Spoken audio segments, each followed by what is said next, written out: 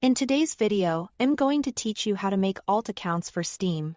If you've ever wanted separate profiles for different games, regions, or just to keep experiments away from your main profile, creating an alternate account is simple and totally manageable.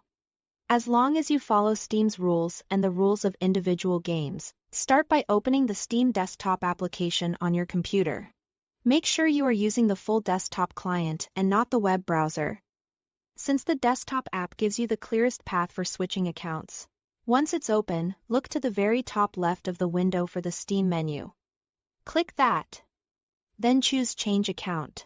This safely signs you out so you can switch users. Don't worry, your installed games and settings on the device stay put.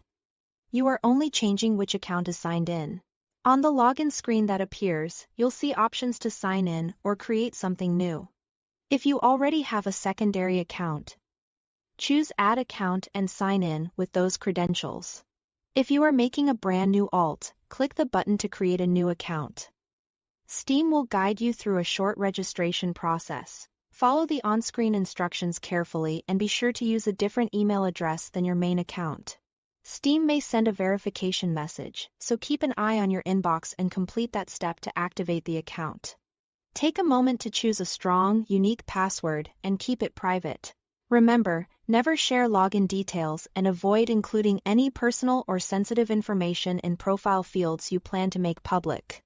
After the account is created and Steam restarts or brings you back to the login screen, here is one setting that will make your life much easier.